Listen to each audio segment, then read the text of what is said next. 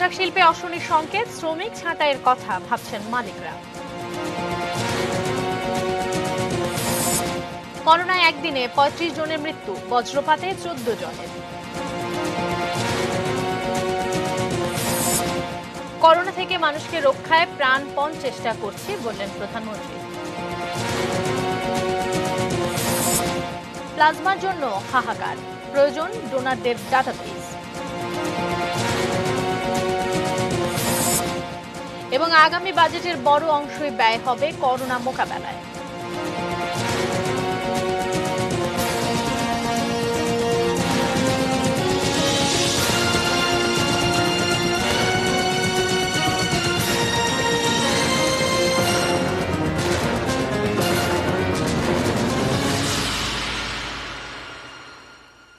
এটি নিউজ দেখছেন, আখি ভদ্র স্বাগত জানাচ্ছি রাত ৮টা নিউজ আওয়ার অর্থাৎ নিউজ অ্যাট 8-এ। এতক্ষণ প্রিমিয়ার সিমেন্ট সংবাদ শিরোনামগুলো শুনছিলেন। VSL, Angle, Channel, HB, VSL, Bikrampur steel limited. করোনার কারণে গত ৩ মাসে মোট রপ্তানির আদেশের ১০ ভাগই বাতিল হয়েছে। একই সঙ্গে এই সময়ে কারখানাগুলোর কর্মক্ষমতা কমে দাঁড়িয়েছে ৫৫%। এই অবস্থায় বিজিএমইএ এর আশঙ্কা, জুনের পর পরিস্থিতি স্বাভাবিক না হলে তাদের হাঁটতে হতে পারে শ্রমিক ছাঁটাইয়ের দিকে। এমন ছবি আমাদের চেনা। দেশের রপ্তানি আয়ের ৮৫% আসে এমন তৈরি পোশাক কারখানা থেকে। তবে করোনায় বদলে গেছে অভ্যন্তরীণ ব্যবস্থাপনা আর বৈশ্বিক বাণিজ্য অবস্থা, দুই চিত্রই। অধিকাংশ কারখানাগুলো সামাজিক দূরত্ব নিশ্চিতে সামর্থ্য অনুসারে পোশাক তৈরিতে ব্যবস্থা নিয়েছে। বাতিল হয়েছে প্রায় ৩.১ বিলিয়ন বা $৩১০ কোটি রপ্তানি আদেশ, যা ২০১৮-১৯ অর্থবছরে এই খাতের মোট রপ্তানি আয়ের প্রায় ১০ ভাগ। প্রায় ৬০ লাখ শ্রমিক এ খাতের সাথে জড়িত। তাদের স্বাস্থ্য সুরক্ষায় প্রণোদনা, ছুটি, দুই ইস্যুতেই সরব ছিল দেশের সংশ্লিষ্ট সব মহল। ৩ জুন পর্যন্ত দেশে করোনায় আক্রান্ত পোশাক শ্রমিকের সংখ্যা ২৬৪। আর করোনা শনাক্তের ৮৯তম দিনে এসে এ খাতের অন্যতম সংগঠন বিজিএমইএ গাজীপুরের চন্দ্রায় কোভিড-১৯ শনাক্তকরণ ল্যাব চালু করল। প্রক্রিয়াধীন রয়েছে আরো 2টি পিসিআর ল্যাব। এবং এই হয়তো আরো ল্যাব প্রয়োজন হলে আরো আপনারা স্থাপন করবেন। শুধুমাত্র প্রতি ব্যবসায়িক কথাই নয়, এটা মানবিক দিকও রয়েছে। অনলাইনে এর উদ্বোধনী অনুষ্ঠানে প্রশ্ন এসেছে দেশের তৈরি পোশাক খাতের ভবিষ্যৎ নিয়ে। বিজিএমইএ বলছে করোনায় এই খাতের সামনে অপেক্ষা করছে ৪২,০০০ কোটি টাকার ধাক্কা। 55% ক্যাপাসিটিতে জুনে আছি আমরা, জুলাই অনওয়ার্ড কি হবে আমরা জানি না। কাজে আমরা বুঝতেই পারছি যে এক ধরনের ধাক্কাকে আমাদের সামলাতে হবে, কিন্তু আশা করছি এখন পর্যন্ত যে এই বছর খুব কমলেও আমরা $23 বিলিয়ন কমবো না। এটি সারা বিশ্বেই কমবে, কিন্তু এটা আমাদের ফোরকাস্টিং। সংগঠনের দাবি, সদস্যভুক্ত ২,২৭৪টি কারখানার মধ্যে বন্ধ হয়ে গেছে ৩৪৮টি। সরকারের কাছ থেকে বড় একটা সহায়তা পেয়েছি, অন্তত আমাদের মজুরিগুলো তারা আমাদেরকে লোন দিয়েছেন করার জন্য, কিন্তু এটা জুন মাসে শেষ হয়ে যাবে। কিন্তু জুন মাসে শেষ হলেও কিন্তু আসলে আমাদের বুঝতে হবে যে আমরা 55% ক্যাপাসিটিতে ফ্যাক্টরি চালিয়ে আমরা 100% লেবার ফোর্স রাখতে পারবো, এটা কিন্তু পারবো না। এদিকে বাতিল হয়ে যাওয়া রপ্তানি আদেশের ২৬ ভাগ অর্ডার ফিরেও পেয়েছে বিজিএমইএ। সাদাত হাবিবি সেতু, এটিএন নিউজ, ঢাকা। এবার worldmeters.info অনুসারে বিশ্বের সবশেষ করোনা পরিস্থিতি জানিয়ে দেব।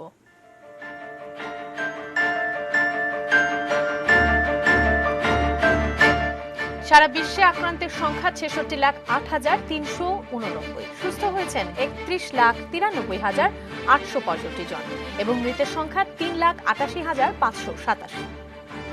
বাংলাদেশে আক্রান্তের সংখ্যা ৫৭,৫৬৩, সুস্থ হয়েছেন ১২,১৬১ জন এবং এ পর্যন্ত মৃতের সংখ্যা ৭৮১ জন।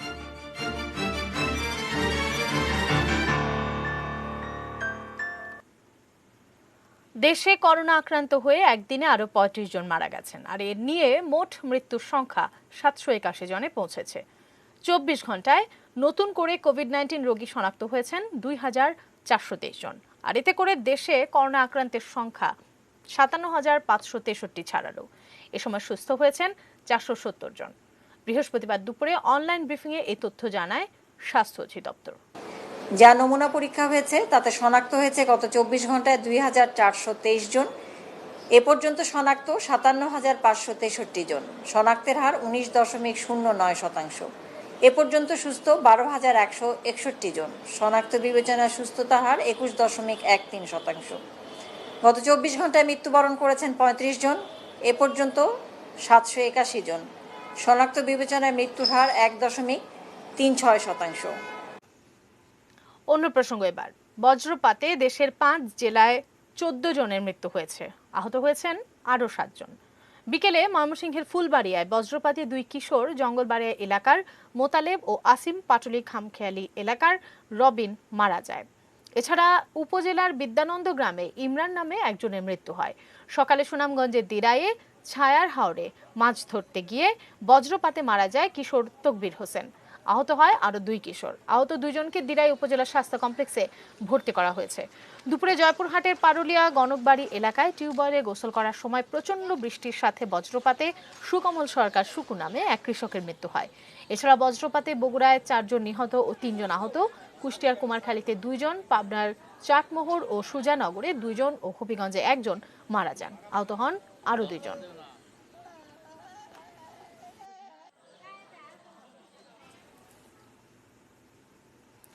আরও করোনার সংবাদ। স্বাস্থ্যবিধি এবং সামাজিক দূরত্ব মেনে না চললে করোনা পরিস্থিতি আরও নাজুক হতে পারে বলে হুঁশিয়ার করলেন আওয়ামী লীগের সাধারণ সম্পাদক ও সেতুমন্ত্রী ওবায়দুল কাদের। নিজ বাসভবন থেকে সড়ক বিভাগের কর্মকর্তাদের সঙ্গে ভিডিও কনফারেন্সে এই কথা বলেন তিনি। এ সময় তিনি যেসব গণপরিবহনের স্বাস্থ্যবিধি মানা হচ্ছে না এবং অতিরিক্ত ভাড়া আদায় করছে তাদের বিরুদ্ধে কঠোর ব্যবস্থা নেওয়ারও নির্দেশ দেন। যে সকল পরিবহন অতিরিক্ত ভাড়া আদায় করবে, স্বাস্থ্যবিধি মানবে না, তাদের বিরুদ্ধে আইনগত ব্যবস্থা নিতে বিআরটিএ, ডিএমপি, হাইওয়ে পুলিশ, জেলা প্রশাসন, ভিজিলেন্স টিম সহ সংশ্লিষ্ট সকলকে আমি আবারও অনুরোধ করছি। বর্তমান বিশ্বে ২১৫টি দেশ ও অঞ্চলের মধ্যে বাংলাদেশ সর্বশেষ ২১তম অবস্থানে নেমে এসেছে। এই পরিস্থিতির আরও অবনতি ঘটতে পারে, এটাই বিশেষজ্ঞদের আশঙ্কা। এ অবনতিশীল পর্যায়ে স্বাস্থ্যবিধি মেনে চলতে এবং সামাজিক দূরত্ব বজায় রাখতে শৈথিল্য প্রদর্শন পরিস্থিতিকে আরও নাজুক করে তুলবে। করোনার কারণে অর্থনীতি স্থবির, তবে যে কোনো বিপদ মোকাবেলায় সক্ষমতা বাংলাদেশের আছে। গণভবনে এক অনুষ্ঠানে এই মন্তব্য করেছেন প্রধানমন্ত্রী শেখ হাসিনা। এ সময় তিনি বলেন, করোনা থেকে মানুষকে রক্ষার জন্য প্রাণপণ চেষ্টা করছে তার সরকার। করোনা ভাইরাস সংক্রমণ ঠেকাতে গত ২৬ মার্চ থেকে বন্ধ করে দেওয়া হয়েছিল সবকিছু। এই সময়ে কর্মহীন ও অসহায় মানুষের সহযোগিতায় এগিয়ে আসে সরকার। বিভিন্ন সেক্টরের জন্য দেয়া হয় প্রণোদনা, নগদ সহায়তা। সরকারের এই কার্যক্রমে সহযোগিতা করছে বিভিন্ন প্রতিষ্ঠান ও ব্যক্তি। বৃহস্পতিবারও গণভবন থেকে ভিডিও কনফারেন্সের মাধ্যমে ত্রাণ ও কল্যাণ তহবিলে অনুদান গ্রহণ করেন প্রধানমন্ত্রী।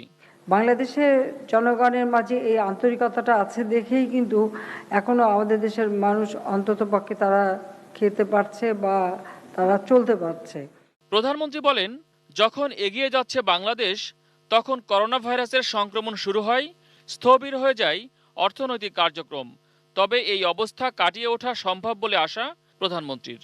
আমরা বাংলাদেশে প্রাণপণ চেষ্টা করে যাচ্ছি যে এই করোনা ভাইরাস থেকে আমাদের দেশের মানুষকে রক্ষা করতে। তবে যেহেতু অর্থনীতি একেবারে স্থবির অবস্থায় রয়েছে, আমরা কিছু কিছু ক্ষেত্রে এখন উন্মুক্ত করছি, কারণ মানুষকে আমাদের তো বাঁচাতে হবে। কাজে এই কর্মকাণ্ডগুলি না করলে কতটা আমরা সহযোগিতা করব। তারপর আমি বলবো যে আমরা এই কয়েক মাস এদেশের প্রায় প্রতি স্তরের মানুষকে ব্যাপকভাবে সহযোগিতা করে গেছি। করোনা ভাইরাসের কারণে অনেক উন্নত দেশ যেখানে নাকাল, তখন বাংলাদেশ ভালো অবস্থানে বলে উল্লেখ করেন প্রধানমন্ত্রী। এখনো আমরা বিশ্বের অন্যান্য দেশের তুলনায় আমাদের অবস্থানটা অনেকটা আমরা ধরে রাখতে সক্ষম হয়েছি। তবে আমি বললাম যে বর্তমান বিশ্ব হচ্ছে গ্লোবাল ভিলেজ, কেউ একলা চলতে পারে না। আবার এক জায়গায় কিছু হলে অন্য দেশে সেটা সংক্রামিত হয়, এবং সেইভাবেই আমরা কিন্তু সংক্রামিত হয়েছি।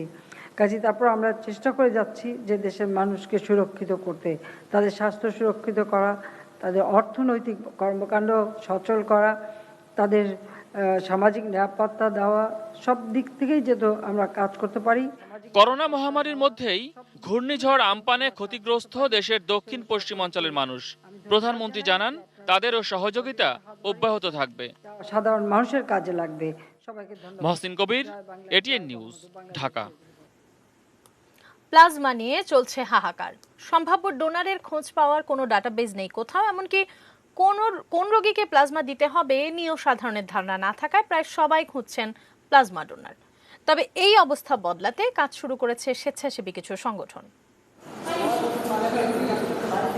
করোনা প্রতিরোধে প্লাজমা থেরাপি যেন একমাত্র ভরসা হয়ে উঠছে জটিল এবং বয়স্ক রোগীদের জন্য। সাবেক স্বাস্থ্যমন্ত্রী মোহাম্মদ নাসিম, গণস্বাস্থ্য কেন্দ্রের প্রতিষ্ঠাতা ডাক্তার জাফরুল্লাহর মতো বয়স্ক ভিআইপিরাও করোনার বিরুদ্ধে লড়তে নিয়েছেন প্লাজমা। আমরা এ পর্যন্ত যারা নিয়েছেন তাদের অনেকেরই সফলতা পেয়েছেন, এটা আমাদের অবজারভেশন হলো আমাদের দেশে। এবং আমাদের দেশে আমরা দেখতেছি এর মধ্যে যেসব স্টাডির বাইরে যারা দেওয়ার জন্য চাহিদা দিচ্ছেন তারা অনেকেই ভিআইপি। কিন্তু প্লাজমা ডোনার মিলছে খুবই কম। এমনকি ঢাকা মেডিকেল কলেজে ৪৫ রোগীর ওপর প্লাজমা প্রয়োগ নিয়ে যে গবেষণা, সেখানেও প্লাজমার জন্য যথেষ্ট ডোনার মেলেনি। সরকার যেহেতু কোভিড রোগীদেরকে হাসপাতালে ভর্তি করে বিনা পয়সা চিকিৎসা দিচ্ছে, তারা যাতে সুস্থ হয়ে প্লাজমা দেয়, বাড়ি গিয়ে ১৪ দিন পরে তাদের নাম ঠিকানা এবং মোবাইল নাম্বার রাখা তাহলে হয়তো অনেক অনুপ্রাণিত হবে প্লাজমা দিতে। প্লাজমা ডোনারদের উৎসাহী করতে মেডিকেল কলেজ শিক্ষার্থীদের সংগঠন সন্ধানী সহ বেশ কিছু স্বেচ্ছাসেবী গ্রুপ কাজ শুরু করেছে মাঠ পর্যায়ে। আমরা একটা অ্যানালাইসিস করে দেখেছি যে একজন করোনাজয়ী মানুষের কাছ থেকে প্লাজমা সংগ্রহ করার জন্য আমাদের প্রায় ৮৭ জন করোনাজয়ী মানুষকে মোটিভেশন দিতে হচ্ছে। তো আমরা তাদেরকে ফোনে মোটিভেশন দিচ্ছি, তাদেরকে ট্রান্সপোর্ট সুবিধা প্রদান করছি যাতে তারা এসে প্লাজমা দিয়ে আবার তারা বাসায় চলে যেতে পারেন। কেবলমাত্র যে মানুষটা করোনা থেকে সুস্থ হয়েছেন তিনি হয়তোবা প্রাথমিকভাবেই প্লাজমা দিতে রাজি হবেন না, তিনি একটা ভীত অবস্থা থাকবেন, বা প্লাজমা থেরাপি যেহেতু বাংলাদেশে এই বাংলাদেশে এই শব্দটার সাথে মানুষ খুব নতুনভাবে পরিচিত হচ্ছে, যার জন্য সবার মধ্যে একটা ভীতি কাজ করছে। আমরা যারা স্বেচ্ছাসেবী সংগঠনের হয়ে কাজ করি, আমরা চেষ্টা করি অথেন্টিক ইনফরমেশন জোগাড় করতে, এবং একজন আইডিয়াল প্লাজমা ডোনারের কিছু ক্রাইটেরিয়া আছে, সেসব ক্রাইটেরিয়ার অধীনে আমরা আমাদের প্রাইমারি ডোনার লিস্ট থেকে ফিল্টার করি, এবং সেই ক্ষেত্রে দেখা যায় যে আমাদের ডোনারের সংখ্যা কিন্তু অনেকাংশেই কমে যায়। বিশেষজ্ঞরা বলছেন সরকারি নীতিমালা করে প্লাজমা ব্যাংক এবং ডাটাবেজ করাই এর সমাধান। আমাদের যে অ্যাডভাইজারি কমিটির মাধ্যমে একটা প্রস্তাবনা দেওয়া হয়েছে, এটা যাতে এক্সপান্ডেড অ্যাক্সেস প্রোগ্রাম, যেটা আমেরিকাতে মায়ো ক্লিনিক এবং রেড ক্রসের মাধ্যমে এই ওখানে চলতেছে, আমাদের এখানেও যেন সুনির্দিষ্টভাবে দেওয়ার ব্যবস্থা করা হয়। কিন্তু এখন পর্যন্ত আমরা কোনো ইনফরমেশন বা কোনো কিছু পাই নাই। আশিকুর রহমান অপু, এটি নিউজ, ঢাকা। এবার বাজেট প্রসঙ্গ। আগামী অর্থ বছরে বাজেটের আকার হতে পারে ৫,৬০,০০০ কোটি টাকার মতো, যার উল্লেখযোগ্য অংশই ব্যয় হবে করোনা মহামারীর প্রভাব মোকাবেলায় সরকার ঘোষিত ১৯টি প্রণোদনা প্যাকেজে। নতুন বাজেট নিয়ে বিস্তারিত জানবো মফিজুল তপুর রিপোর্ট থেকে। চলতি ২০১৯-২০ অর্থ বছরের বাজেটের আকার ছিল ৫,২৩,১৯০ কোটি টাকা। এবার সর্বকালের সর্বশ্রেষ্ঠ আমাদের budget in terms of quantum, in terms of quality. Corona virus সংক্রমণে উদ্ভূত পরিস্থিতির কারণে এরই মধ্যে তা সংশোধন করে ২০,০০০ কোটি টাকা কমানো হয়েছে। বাজেট ঘাটতি বেড়েছে ৩০,০০০ কোটি টাকার বেশি। আগামী বাজেটেও এডিপির আকার ধরা হচ্ছে ২,১৩,০০০ কোটি টাকার মতো। চলতি বছরে এডিপির তুলনায় মাত্র ১,০০০ কোটি টাকা বেশি। মানুষকে সহায়তা করার কতগুলি পদক্ষেপ আমরা নিতে যাচ্ছি।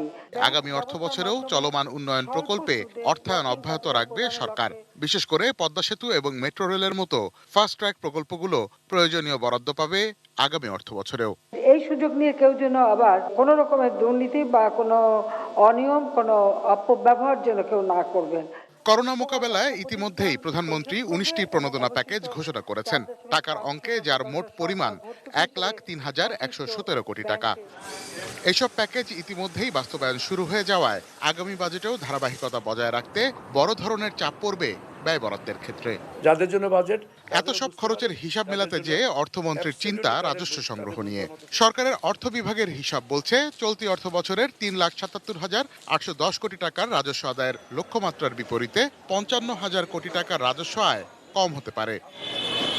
সেক্ষেত্রে সহজ শর্তে বিদেশি ঋণ এবং দেশীয় ব্যাংক ও অন্যান্য অভ্যন্তরীণ উৎস থেকে ঋণ নিয়ে বাজেটের আয় ব্যয়ের হিসাব মেলাতে হবে সরকারকে।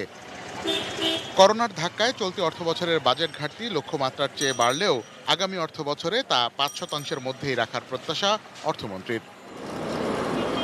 Mofidul Tapu, ATN news, Dhaka. Budget এলেই প্রশ্ন, কোন পণ্যের দাম বাড়লো, কোনটার কমলো, ভ্যাট ট্যাক্সে কি পরিবর্তন অথবা কালো টাকা সাদা করার কি বা সুযোগ। এবার বাজেট নিয়ে মানুষের আগ্রহ বা কৌতূহল অন্য কিছুতে কি জানবো সাদাত হাবিবি সেতুর আরেকটি রিপোর্টে। চলতি অর্থবছরে এনবিআর এর রাজস্ব লক্ষ্যমাত্রা ছিল 3,25,000 কোটি টাকা, যা সংশোধন করে 3,05,000 কোটি টাকা করা হয়েছে। যদিও বিগত 10 মাসে আদায় হয়েছে 1,73,000 কোটি টাকা, ঘাটতি 1 লাখ কোটি টাকার বেশি।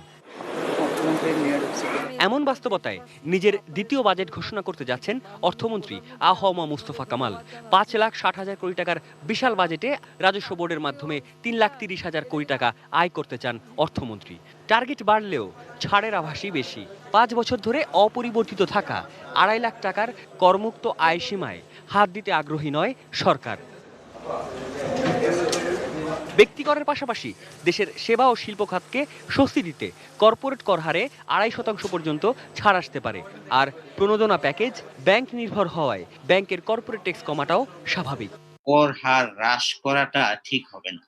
এমনি রাজস্ব আসছে না, আবার হ্রাস করলে সেটা কি দিয়ে পূরণ করা হবে?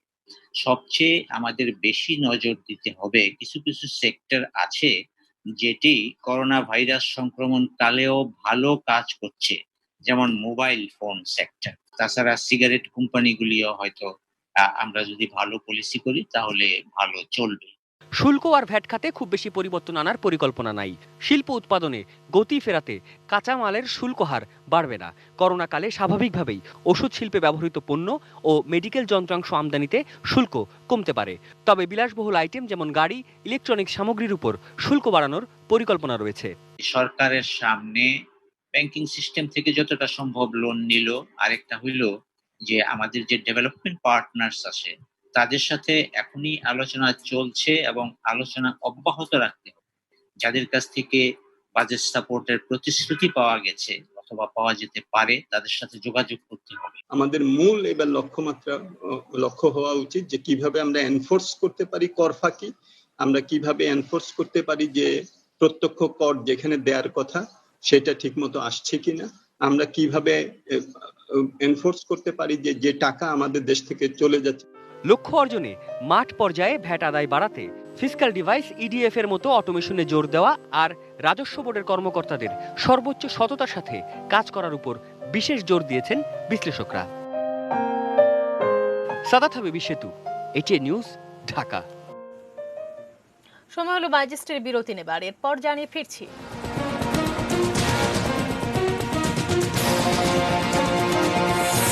করোনায় আয় কমেছে কৃষকের, বাজেটে বরাদ্দ বাড়ানোর পরামর্শ। এবং জীবাণুনাশকের বিপজ্জনক মিশ্রণ বাড়াচ্ছে স্বাস্থ্য ঝুঁকি।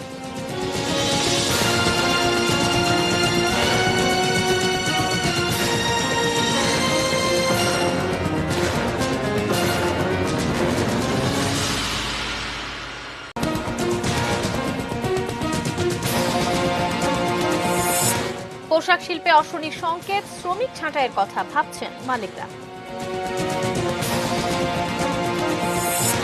করোনায় একদিনে 35 জনের মৃত্যু, বজ্রপাতে 14 জনের। করোনা থেকে মানুষকে রক্ষায় প্রাণপণ চেষ্টা করছি বললেন প্রধানমন্ত্রী। প্লাজমার জন্য হাহাকার, প্রয়োজন ডোনারদের ডাটাবেস।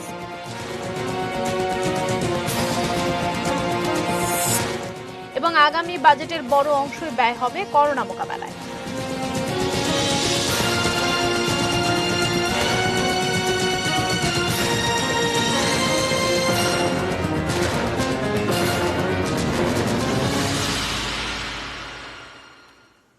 বিরতির পর ফিরে এসে সবাইকে আরো একবার নিউজ@8 এ স্বাগত জানাচ্ছি এবং ফিরতে ফিরতে প্রিমিয়ার সিমের সংবাদ শিরোনামগুলো জানিয়ে দিচ্ছিলাম। করোনার কারণে ঘোষিত সাধারণ ছুটির সময় 3 ভাগের 1 ভাগ কৃষকের আয় কমেছে। সারা দেশে কৃষকদের মোট আয় কমেছে 56,536 কোটি 68 লাখ টাকা। 1,581 জন কৃষকের ওপর বেসরকারি সংস্থা ব্র্যাকের এক জরিপে এমন তথ্যই উঠে এসেছে। বৃহস্পতিবার অনলাইন মিডিয়া ব্রিফিংয়ে জরিপে ফলাফল তুলে ধরা হয়। এতে দেখা যায় 88% কৃষক উৎপাদিত পণ্য বাজারজাতকরণে সমস্যায় পড়েছেন। 66% কৃষক বাধ্য হয়েছেন কম দামে পণ্য বিক্রি করতে।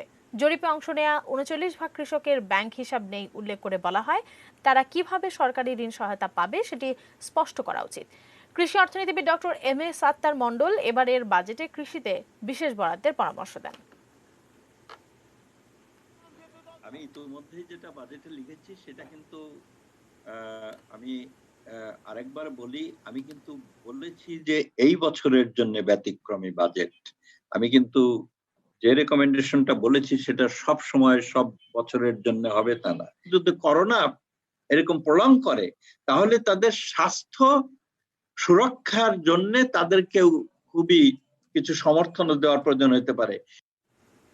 আবারও করোনা প্রসঙ্গ। বাংলাদেশে করোনা বাড়ার পর থেকে স্যানিটাইজার, ব্লিচিং পাউডার, ডেটল ও স্যাভলন সহ নানা রকম জীবাণুনাশকের চাহিদা বেড়েছে। মানুষ না বুঝেই জীবাণুনাশকের শক্তি বাড়াতে ব্লিচিং পাউডারের সাথে অন্য কিছু মিশিয়ে যে দ্রবণ তৈরি করছেন তাতে মারাত্মক ক্ষতিগ্রস্ত হতে পারে ফুসফুস। বিস্তারিত জাভেদ আক্তারের প্রতিবেদনে।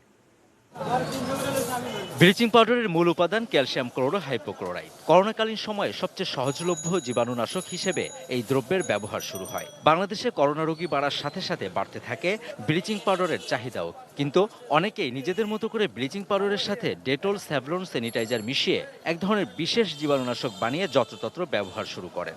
হ্যান্ড স্যানিটাইজারের সঙ্গে ব্লিচিং পাউডার, ব্লিচিং পাউডারের সাথে ভিনেগার, ব্লিচিং পাউডারের সাথে হাইড্রোজেন পারক্সাইড, বাসার স্যাভলন অথবা হারপিক মেশাচ্ছে। বুয়েটের রসায়ন বিভাগের এই বিভাগীয় প্রধান জানান, মার্চের শেষের দিকেই বাজারে হ্যান্ড স্যানিটাইজারের মূল উপাদান আইসোপ্রোপাইলের ঘাটতি দেখা দেয়। এবং ফলশ্রুতিতে পুরান ঢাকার যে বিভিন্ন বিজনেস সেন্টারগুলো সেগুলোতে হ্যান্ড স্যানিটাইজার তৈরি হতে থাকে রেকটিফাইড স্পিরিট দিয়ে। এবং এই রেকটিফাইড স্পিরিট প্রথমত ক্ষতিকর, দ্বিতীয়ত এই ধরনের জিনিস হ্যান্ড স্যানিটাইজারে ব্যবহার করার কথা না। ব্লিচিং পাউডারের সঙ্গে বিভিন্ন জীবাণুনাশকের দ্রবণ ঘটানোর ফলে কি ধরনের ক্ষতি হচ্ছে তা তুলে ধরেন অধ্যাপক সাকত এইচ ফিরোজ। হ্যান্ড স্যানিটাইজারের সঙ্গে ব্লিচিং পাউডারের ব্লেন্ড করছে শক্তি বাড়ানোর জন্য, কিন্তু সমস্যাটা হলো যে দুটো রাসায়নিক পদার্থ তাদের মধ্যে রিয়াকশন হবে এবং ক্ষতিকার ক্লোরোফর্ম গ্যাস তৈরি হতে পারে, যেটা হলো আবার চেতনানাশক। ব্লিচিং পাউডারের সাথে কেউ অ্যামোনিয়া গ্যাস মেশাচ্ছে, অ্যামোনিয়া গ্যাস নিজেই ক্ষতিকর, প্লাস হলো অ্যামোনিয়ার সঙ্গে ব্লিচিং পাউডারের দ্রবণে আরও ক্ষতিকর গ্যাস তৈরি করবে, যেটা কমপ্লিটলি শ্বাসযন্ত্রকে বিকল করে দিতে পারে। আরেক ধরনের হাইড্রোজেন পারক্সাইড তার সাথে সাথে ব্লিচিং পাউডার মেশাচ্ছে, এটা বিস্ফোরণ রিয়াকশন পর্যন্ত তৈরি করতে পারে। ব্লিচিং পাউডার দ্রবণকে আমরা ক্লোরিন দ্রবণ বলি অথবা সোডিয়াম হাইপোক্লোরাইডের দ্রবণ তৈরি করি, যে দ্রবণ মিক্স করার পর সঙ্গে সঙ্গে 30 মিনিট অ্যাটলিস্ট আনটাচ দূরে রাখতে হবে, যেন কোনোভাবে চোখ, হাত, নাক, চাকুর মুখে সংস্পর্শে না আসে। কীভাবে ব্লিচিং তৈরি করতে হবে, কীভাবে ব্লিচিং দ্রবণ ব্যবহার করতে হবে তার সুনির্দিষ্ট নীতিমালা বা সতর্কতামূলক প্রচারণা থাকা উচিত বলে আমি মনে করি। এদিকে পুরান ঢাকার মিডফোর্ড এলাকায় গিয়ে দেখা গেল রাস্তার দুপাশে দেদারসে বিক্রি হচ্ছে নানা ধরনের জীবাণুনাশক দ্রব্য। ভালো করে না দেখেই স্যাভলনের জায়গায় মানুষ স্যালভো বা স্যালভন কিনছেন। হ্যান্ড স্যানিটাইজার বা হেক্সিসলের নামে বিভিন্ন বোতল ভর্তি যেসব পণ্যের কেনাবেচা চলছে তার মান যাচাইয়েরও নেই কোনো সুযোগ। হ্যান্ড স্যানিটাইজার তৈরির যে মূল উপাদান আইসোপ্রোপানল, এইটার করোনার আগেই দাম ছিল পার লিটার 800 থেকে 900 টাকা। অ্যাডভার্টাইজমেন্ট দেখছি 5 লিটারের দাম হলো 1200 থেকে 1300 টাকা। এটা অবশ্যই অন্য কিছু, হয়তোবা খুব ডাইলুট সলিউশন, হয়তোবা অন্য কোনো রাসায়নিক উপাদান, যেটা আসলেই ব্যবহার করা উচিত না বলে আমি মনে করি। পরিত্যক্ত নোংরা একটি কাঠের বাক্সে দেখা গেল ব্র্যান্ডের হ্যান্ড স্যানিটাইজার। ডাস্টবিনের পাশেই বিক্রি চলছে নানা ধরনের সুরক্ষা সরঞ্জাম, অথচ এগুলো দেখার জন্য কেউ নেই। Javed Akhtar, ATN news, Dhaka. হাসপাতালের আশেপাশের রাস্তার বেহাল দশার জেরে দুর্ভোগের শিকার হচ্ছেন চিকিৎসা নিতে আসা করোনা রোগী ও সাধারণ মানুষ। করোনা রোগীদের জন্য নির্ধারিত রাজধানীর কয়েকটি হাসপাতাল ঘুরে সেখানকার রাস্তার বেহাল দশা সম্পর্কে জানাচ্ছেন সহকর্মী মাহফুজা মুসলেহি। কোভিড-19 পরীক্ষার জন্য নির্ধারিত সেন্ট্রাল পুলিশ হাসপাতালের মূল ফটকের সামনের রাস্তার চিত্র এটি। ঢুকতে এবং বেরোনোর রাস্তা কাটা, বড় বড় গর্ত। কমলাপুর রেলওয়ে হাসপাতালের সামনের চিত্রটিও একই রকম। পুরো রাস্তা জুড়েই চলছে মেরামতের কাজ। খানাখন্দে ভরা, তার উপর একটু বৃষ্টি হলেই হাসপাতালের সামনের রাস্তায় পানি জমে। কখনো রাস্তার গর্তে অ্যাম্বুলেন্স সহ আটকে পড়ছে অন্য গাড়ির চাকাও। এমন অবস্থায় দুর্দশা চরমে উঠেছে রোগী এমনকি সাধারণ মানুষের। যদি আজকে আমি আক্রান্ত হই বা আমার কোনো রিলেটিভ আক্রান্ত হয়, তাদেরকে নিয়ে যাওয়ার জন্য যে ভোগান্তিটা পোহাইতে হবে, এটা তো মানে হিউজ পরিমাণ হ্যারাসমেন্ট একটা মানুষের জন্য বা একটা ফ্যামিলির জন্য। মুগদা হাসপাতাল চত্বরের এই রাস্তাটি যেমন ছোট, তেমনি মূল ফটকের সামনের রাস্তা ছাড়া বাকি রাস্তায় পাশাপাশি দুটি অ্যাম্বুলেন্সও রাখা যায় না। তার উপর দীর্ঘদিন সংস্কারবিহীন এমন ভাঙা রাস্তার মেরামত কবে হবে তা অনিশ্চিত। এরকম ভাঙাচোরা রাস্তা তো মারাত্মক ঝুঁকির মধ্যে আরো মানসিকভাবে ফেলায়। এজন্য করোনা হাসপাতালের সামনে এইরকম ভাঙাচোরা রাস্তা আসলেই অস্বাভাবিক, স্বাভাবিক না। আমরা চাই দ্রুত এই হাসপাতালের সামনে এই রাস্তাটা সংস্কার করা। এছাড়াও চিকিৎসা সেবা না পাওয়া নিয়ে অভিযোগ রয়েছে অনেক রোগীর। বাধ্য হয়েই অ্যাম্বুলেন্সে রোগীকে নিয়ে স্বজনদের ছুটতে হচ্ছে এক হাসপাতাল থেকে অন্য হাসপাতালে। করোনা রোগী যদি নাও হয়, যদি নর্মাল কোনো কিছু নিয়ে যায়, অসুখ নিয়ে যায়, তাও তাদের ঠিকমতো চিকিৎসা হচ্ছে না। দূর দূর করে বের করে দিচ্ছে, বলতেছে ডাক্তার নেই। আর রাস্তাঘাটের যে বেহাল দশা, ভাঙা চূড়া, গর্ত, পানি, আবর্জনা, এর ভিতরে তো আরো বাড়বে ছাড়া কমবে না। এই থেকে আমরা মানসিকভাবে আরো বিপর্যস্ত হয়ে পড়তেছি। করোনা রোগীদের সেবায় নির্ধারিত হাসপাতালগুলোর সামনের রাস্তায় এমন বেহাল দশা দেখে সাধারণ মানুষও প্রশ্ন তুলছে, করোনা রোগীদের সেবায় সরকারের নেয়া স্বাস্থ্য ব্যবস্থাপনা সম্পর্কিত পদক্ষেপগুলো কতটা সফল হবে। Mahfuza Moslehi, ATN news, Dhaka. নদী ভাঙনের খবর। পদ্মা যমুনা নদীতে পানি বেড়ে যাওয়ায় মানিকগঞ্জের পাটুরিয়া ফেরিঘাট ও আরিচা নৌবন্দর এলাকায় ব্যাপক ভাঙন দেখা দিয়েছে। পাটুরিয়ার 3টি ঘাটের 15 এলাকায় একই ভাঙন রোধে ব্যবস্থা না নেওয়া হলে নৌ রুটটি বন্ধ হয়ে যাওয়ার আশঙ্কা রয়েছে। মানিকগঞ্জ প্রতিনিধি আবুল কালাম আজাদের পাঠানো তথ্য ছবিতে একটি ডেস্ক রিপোর্ট। একদিকে নদীর পানি বেড়ে যাওয়া, আরেকদিকে বৃষ্টি। আরিচার নেহালপুর থেকে পাটুরিয়া ঘাট পর্যন্ত প্রায় 2 কিলোমিটার এলাকা জুড়ে শুরু হয়েছে ভাঙন। যমুনা নদীর তীরের ব্যবসা প্রতিষ্ঠান সহ বেশ কিছু স্থাপনা এরই মধ্যে বিলীন। ভাঙনের হুমকিতে রয়েছে অন্তত 10টি সরকারি প্রতিষ্ঠান এবং বাড়িঘর। ভাঙনের কারণে আমাদের অনেক ক্ষতি হচ্ছে। আমাদের ঘাট বন্ধ থাকলে আমরা বেকার থাকি। ফেরিঘাট তো ভাঙতে আছে, এতে ভাঙে গেলে তো দুর্গতি হবে। নিজেদের উদ্যোগে বাঁশ দিয়ে ভাঙন ঠেকানোর চেষ্টা করছেন ব্যবসায়ীরা, তাতে খুব একটা স্বস্তি মিলছে না। গেছে বছর থেকে এই পর্যন্ত আমাদের অনেক ক্ষতিগ্রস্ত হয়েছে। বালির বস্তা দিয়ে, বাঁশ দিয়ে, খুঁটি দিয়ে আমরা সেটা মোটামুটি একটা রক্ষা করার চেষ্টা করতেছি। এইটা যদি সরকার ব্যবস্থা না করে শিবকে রক্ষা করা খুব কষ্ট হবে। পানি উন্নয়ন বোর্ডের কর্মকর্তারা বলছেন 60 লাখ টাকার জিও ব্যাগ ফেলার অনুমোদন হয়েছে। ভাঙন রোধে স্থায়ী ব্যবস্থাও নেওয়া হবে। নিহালপুর রাস্তা রক্ষার্থে আমরা একটি প্যাকেজে কাজ শুরু করেছি। প্রয়োজনের তাগিদে আমরা ধাপে ধাপে ঊর্ধ্বতন কর্তৃপক্ষের প্রশাসনিক অনুমোদন পাওয়া সাপেক্ষে কাজের পরিধি আরও বৃদ্ধি করব। পাটুরিয়ার 3, 4 ও 5 নম্বর ফেরিঘাট এবং আশপাশের এলাকা পরিদর্শন করেছেন পানি সম্পদ মন্ত্রণালয়ের সচিব এবং বিআইডব্লিউটি এর ঊর্ধ্বতন কর্মকর্তারা। বর্ষা পার হলে পরে আমরা আশা করছি এর মধ্যে প্রকল্প অনুমোদন করে আমরা এগুলোকে পার্মানেন্ট ওয়ার্ক করব এবং সেখানে এই 2টা ঘাট আমাদের ওই ডিজাইনের মধ্যে এই ঘাটগুলোও থাকবে। শুক্লা সরকার, ডেস্ক রিপোর্ট, এটিএন নিউজ। এবার সোশ্যাল ইসলামী ব্যাংক লিমিটেড বাণিজ্য সংবাদ।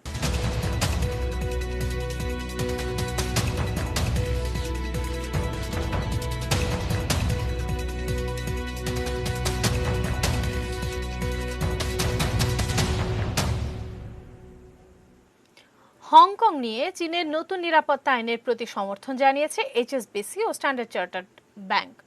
বিবৃতিতে ব্যাংক দুটি বলেছে হংকংয়ের দীর্ঘদিনের অস্থিরতা প্রশমনে চীনের নিরাপত্তা আইনটি ভূমিকা রাখবে। বুধবার নিরাপত্তা আইনের সমর্থনে দেয়া এক চিঠিতে স্বাক্ষর করেছেন এইচএসবিসি ব্যাংকের এশিয়া প্যাসিফিক অঞ্চলের প্রধান পিটার ওং। পরে এক বিবৃতিতে তিনি বলেন, এই আইনের ফলে হংকংয়ের ব্যবসায় পরিবেশ ফিরে আসবে। কোনো দেশের রাজনৈতিক বিষয় নিয়ে ব্যাংক জাতীয় ব্যবসা প্রতিষ্ঠানের পক্ষ থেকে এমন বিবৃতি দেয়া বিরল। চীনের নতুন নিরাপত্তা আইনের কঠোর বিরোধিতা করে আসছে যুক্তরাষ্ট্র।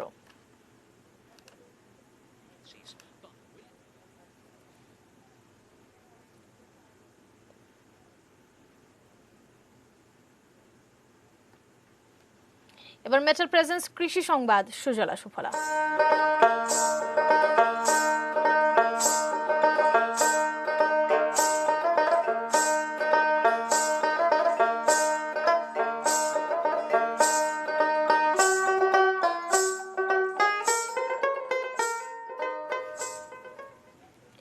করোনার কারণে বিপাকে পড়েছেন কুষ্টিয়ার কুমারখালীর দুগ্ধ খামারিরা। এই পরিস্থিতিতে রপ্তানির পাশাপাশি স্থানীয় বাজারে বিক্রি বন্ধ থাকায় কর্মহীন হয়ে পড়েছেন এ ব্যবসায় নিয়োজিত কয়েক হাজার মানুষ।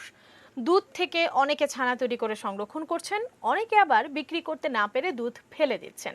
খামারিরা অর্থের অভাবে ঠিকমতো খাবার দিতে না পারায় অসুস্থ হয়ে পড়ছে গবাদি পশু। আর এই অবস্থায় সরকারের সহযোগিতা কামনা করেছেন এই অঞ্চলের খামারিরা।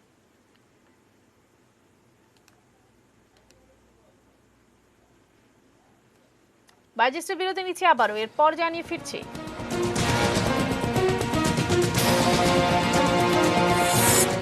যুক্তরাষ্ট্রে বর্ণবাদ বিরোধী বিক্ষোভে বিপন্ন প্রবাসী বাংলাদেশিরা। এবং ম্যাচ পাতানোয় অভিযোগ শ্রীলঙ্কার 3 খেলোয়াড়।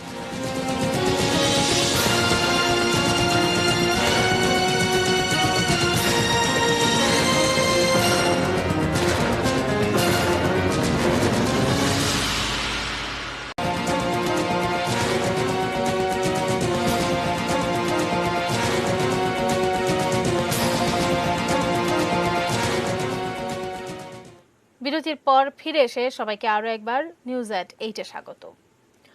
ভারতের প্রখ্যাত চলচ্চিত্র ব্যক্তিত্ব বাসু চট্টোপাধ্যায় আর নেই। 93 বছর বয়সে আজ মুম্বাইয়ে শেষ নিঃশ্বাস ত্যাগ করেন তিনি।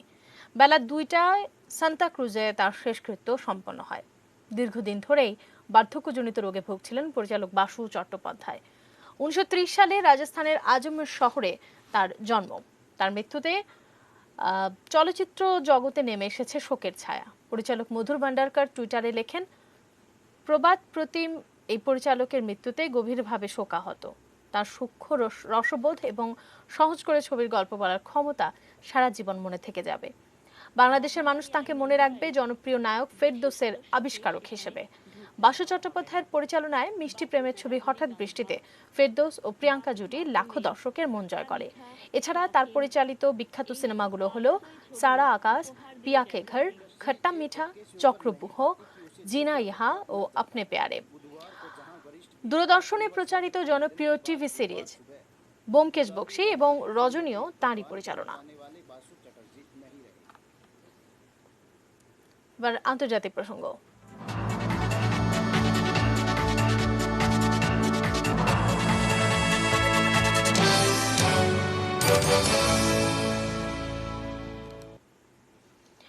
জর্জ ফ্লয়েডের মৃত্যুর বিচার দাবিতে যুক্তরাষ্ট্রের বিভিন্ন শহরে কারফিউ ভেঙে বিক্ষোভে অংশ নিচ্ছে হাজার হাজার নাগরিক। গত কদিনে বিক্ষোভে অংশ নিয়ে আটক হয়েছেন হাজার হাজার মানুষ। এদিকে সেখানকার বিভিন্ন রাজ্যে বাংলাদেশি ব্যবসা প্রতিষ্ঠানে হামলা, লুটপাট ও ভাঙচুরের খবর পাওয়া যাচ্ছে। নিউ ইয়র্ক থেকে কানু দত্তের পাঠানো তথ্য ছবিতে একটি ডেস্ক রিপোর্ট। জর্জ ফ্লয়েড হত্যার প্রতিবাদে যুক্তরাষ্ট্রে বিক্ষোভ ক্রমেই জোরালো হচ্ছে, ছড়িয়ে পড়ছে নতুন নতুন শহরে। পরিস্থিতি নিয়ন্ত্রণে Washington, Los Angeles, New York সহ 40টিরও বেশি শহরে জারি করা হয়েছে কারফিউ। নিউ ইয়র্কে 7 জুন পর্যন্ত রাত 8টা থেকে ভোর 5টা পর্যন্ত কারফিউ জারি করা হয়েছে। এদিকে যুক্তরাষ্ট্রের বিভিন্ন রাজ্যে বাংলাদেশিদের ব্যবসা প্রতিষ্ঠানে হামলা, লুট ও ভাঙচুরের খবরে উদ্বেগে রয়েছেন প্রবাসী বাংলাদেশিরা। প্রোটেস্ট করা একটা নাগরিকের অধিকার আছে, সে শান্তিপূর্ণভাবে প্রোটেস্ট করবে, কিন্তু আইন ভঙ্গ করে, মানুষের ক্ষয়ক্ষতি করে, দোকানপাটের ক্ষয়ক্ষতি করে, ব্যবসায়িক ক্ষয়ক্ষতি করে যে ধরনের প্রোটেস্ট করা হচ্ছে সেটার আমি সম্পূর্ণভাবে নিন্দা জানাই। গেল কয়েকদিন ধরেই নিউ ইয়র্কে করোনায় আক্রান্ত ও মৃত্যুর সংখ্যা কমতে থাকায় বাড়তে শুরু করেছিল যানবাহন চলাচল ও লোকজনের উপস্থিতি। টাইমস স্কোয়ার ফিরছিল চিরচেনা প্রাণের স্পন্দনে। তবে ফ্লয়েড হত্যার প্রতিবাদ বিক্ষোভে আবারও থমকে গেছে সবকিছু। সোমবার ম্যানহাটনের 34 এভিনিউ থেকে টাইম স্কোয়ারের বিপণী বিতানগুলোয় হামলা, লুট ও ভাঙচুরের ঘটনা ঘটে। কারফিউর মধ্যে আমরা দেখেছি যে অনেক লোক এখানে মিছিল সমাবেশ করেছে, সেই কারণে কিন্তু অনেক ভাঙচুরও কিন্তু তারা করেছে, এবং এটা করার কারণে মানুষের ভিতরে কিন্তু একটা আতঙ্ক ঢুকে পড়েছে আবারও, যে না, করোনার থেকে তারা বেঁচে এসে মনে করছিল যে এই ওয়েদারে তারা একটু বাইরে আসবে, আবারও কিন্তু তাদের ভিতরে আবার আতঙ্ক ঢুকে পড়েছে। এদিকে প্রবাসী প্রজন্মের ছেলেমেয়েরা একদিকে করোনার লকডাউন, অপরদিকে বিক্ষোভ ও লুটতরাজের ঘটনায় অনাকাঙ্ক্ষিত অভিজ্ঞতার মুখোমুখি। তারপরও স্বাভাবিক জীবনের প্রত্যাশায় অনেকের মতো আশাবাদী তারা। New York City was supposed to open back up on June 8th. I was making plans with my family to go out, and I don't think that can happen anymore. Sudip Ghosh, desk report, 18 news. এবার Clement sports news.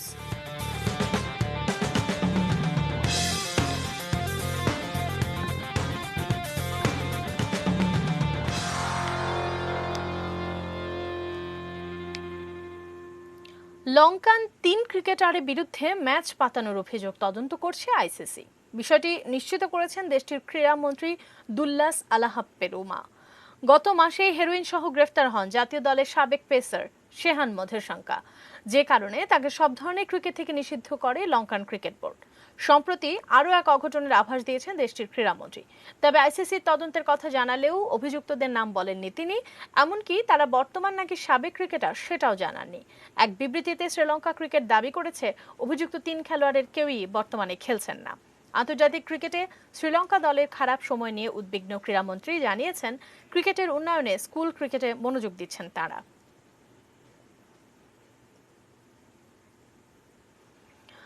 শেষ করব, তবে তার আগে premier cement সংবাদ শিরোনামগুলো এক নজরে আরেকবার দেখে নেব।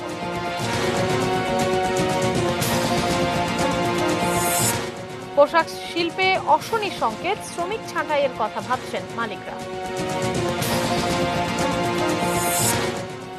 করোনায় একদিনে 35 জনের মৃত্যু, বজ্রপাতে 16 জনের। করোনা থেকে মানুষকে রক্ষায় প্রাণপণ চেষ্টা করছি বললেন প্রধানমন্ত্রী। প্লাজমার জন্য হাহাকার, প্রয়োজন ডোনারদের ডাটাবেস।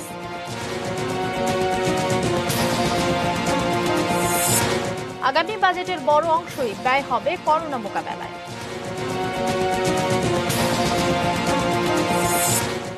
করোনায় আয় কমেছে কৃষকের, বাজেটে বরাদ্দ বাড়ানোর পরামর্শ।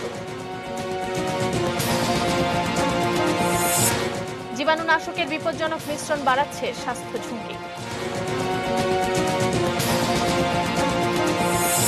যুক্তরাষ্ট্রে বর্ণবাদ বিরোধী বিক্ষোভে বিপন্ন প্রবাসী বাংলাদেশিরা। এবং ম্যাচ পাতানোয় অভিযুক্ত শ্রীলঙ্কার 3 খেলোয়াড়।